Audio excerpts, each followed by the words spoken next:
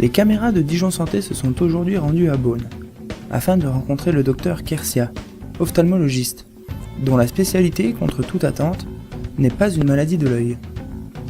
Alors la dyslexie, en fait, a une définition internationale. C'est-à-dire qu'on dit qu'un enfant est dyslexique, ou un adulte, quand il a des difficultés pour apprendre à lire, alors qu'il a un niveau intellectuel strictement normal, qu'il est dans des conditions pédagogiques, scolaires tout à fait normales, familiales normales.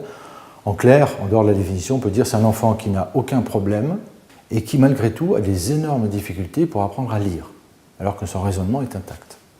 C'est une affection qui est extrêmement fréquente, puisque maintenant, on estime qu'en France, on a entre 5 et 10% de dyslexiques. Donc en gros, c'est 3 enfants par classe. Et si on devait dire qu'il y a des dyslexies sévères, vraiment des enfants qui ont des grosses difficultés, c'est 3% de la population. Donc c'est au moins un enfant par classe.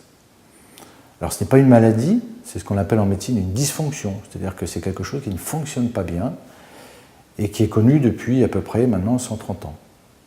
La vue, l'ouïe, l'odorat, le goût, le toucher, tout le monde connaît ces 5 sens.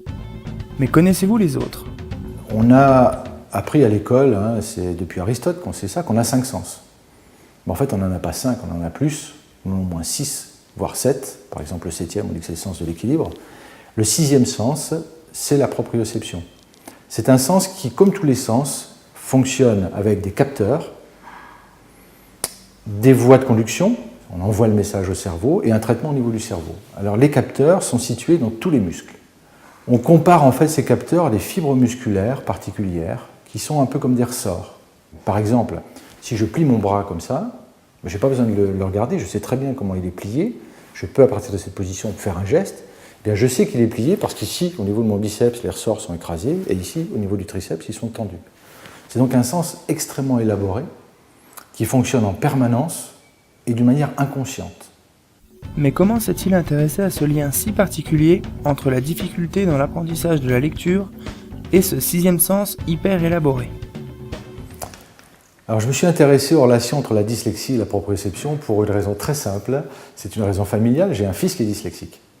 Et puis le hasard d'Internet m'a fait rencontrer un professeur portugais, professeur d'ophtalmologie, qui lui travaillait avec un médecin de réadaptation fonctionnelle sur les relations entre la position de l'œil et les douleurs musculaires.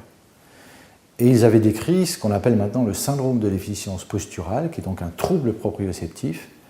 Et ils avaient constaté que beaucoup d'enfants qui avaient ce problème étaient dyslexiques. Et qu'en modifiant la proprioception du sujet dyslexique, on améliorait sa capacité de lecture. Alors sans savoir comment ça fonctionnait.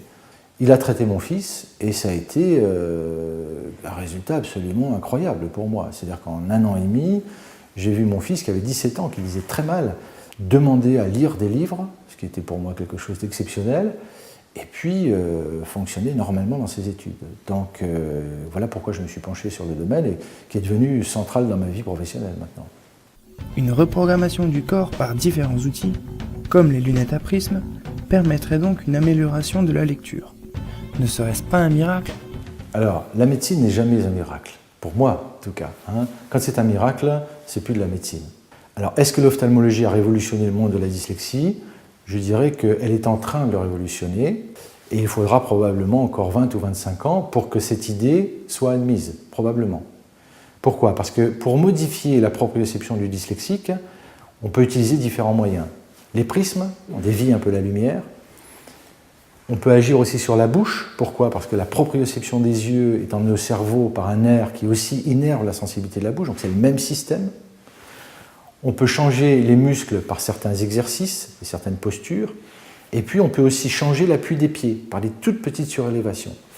Alors il faut imaginer que faire admettre qu'on va aider un enfant dans la lecture en lui modifiant l'appui des pieds, ça c'est une idée révolutionnaire, ce n'est pas une idée miraculeuse, c'est une idée révolutionnaire. Pourtant, une fois qu'on a compris comment fonctionne la proprioception, c'est extrêmement logique, ce n'est pas du tout miraculeux. Une réaction ? Un témoignage ? Commentez ce reportage sur dijonsanté.fr.